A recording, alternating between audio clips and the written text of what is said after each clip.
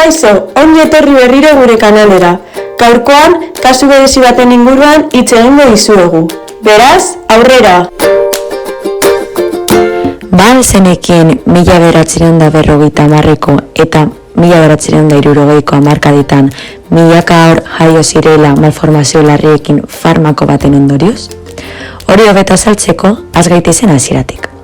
Aurretik aipatutako botika hori talidomida zen, eta garai hartan haurdun zeuden emakume askok hartzen zuten goragale arintzeko. Farmako horrek bi forma molekular ditu, oso antzekoak direnak, baina ez guztiz berdinak.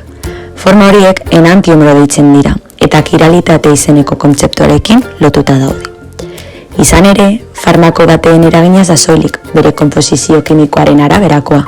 Molekularen forma espazialak ere eragin handia izan dezake. Batzuetan, molekula berak bi forma izan ditzake, eta forma horiek gorputzean oso modu desberdinen joka dezakete. Bideo honetan azalduko dugu zer den enantiomeroak, zer den kiralitatea, eta zergatik molekula baten formak farmako edo medikamentu baten efektua guztiz alda dezakeen.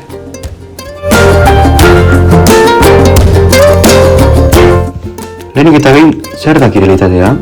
Kiralitatea molekula batek bi forma izan ditzakeenean gertatzen da, bata bestearen ispiluridea denean, baina ezin direnak guztiz gainjarri. Adibide erraza gure eskuak dira, eskuineko eta ezkerreko eskuek forma antzekoak dute, baina ez dira berdinak. Laburtuz, enantiomeroak molekula bera dira, formula kimiko bera dute eta atomo berdinak dituzte, baina espazioan antolatuta dauden moduan ez desberdina da. Batzuetan, desberdintasun hori oso txikia dirudi, baina biologian oso garrantzitsua izan daiteke. Zer garrantzia du enantiomero bat ala beste izateak? Adibidez, molekula batzuen enantiomeroek usain desberdinak izan ditzakete. Molekula baten forma batek aranja usaina izan dezake eta bestak limoi usaina. Orain, gai nagusian murgilduko gara. Badakigu enantiomeroek formula kimiko bera dutela, baina gorputzean efektu ezberdinak izan ditzakete beraien antolamendu espaziala dela eta. Antolamendu espaziala molekularen formari dagokio, hau da, molekulak nola antolatzen diren espazioan. Gakoa da, gure gorputzeko proteinak eta hartzaile biologikoak ere kiralak direla. Horrek esan nahi du forma jakin bat dutela. Horregaitik, molekula baten forma egokia izan daiteke hartzaile batean. Aldiz, molekularen beste forma ez. Pentsa ezagun giltza eta sarraia baten moduan. Giltza bat sarraia batean ondo sartzen bada, funtzionatuko du. Baina giltzari forma pizka bat desberdina ematen badiogu, baliteke sarraian ez sartzea, edo ez funtzionatzea. Baina enantiomeroekin gauza bera gertatzen da. Enantiomero bat ondo egokitu daiteke hartzaile biologiko batean, eta efektu terapeutikoa sortu. Beste enantiomeroak ez du efekturik, naiz eta batzuetan efektu kaltegarriak sor ditzakeen. Horregaitik, gaur egun farmazian eta kimikan oso garrantzitsua da jakitea zein enantiomero den aktiboa eta onuragarria, eta zein den kaltegarria edo toxikoa. Aurreko guztia ulertzeko, buelta gaitezen hasierara. Lehenengo aipatu den bezala, horren adibiderik famatuena talidomida medikamentuarena da. Talidomidak bi enantiomero ditu.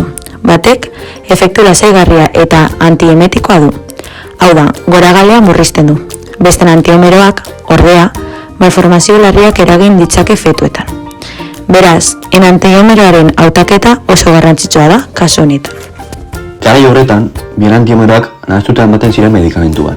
Ondorioz, mundu osoan, milaka haur jaio ziren beso eta hanken garapen arazoekin. Kasu horrek eragin handia izan zuen medikamentuen segurtasun arauetan.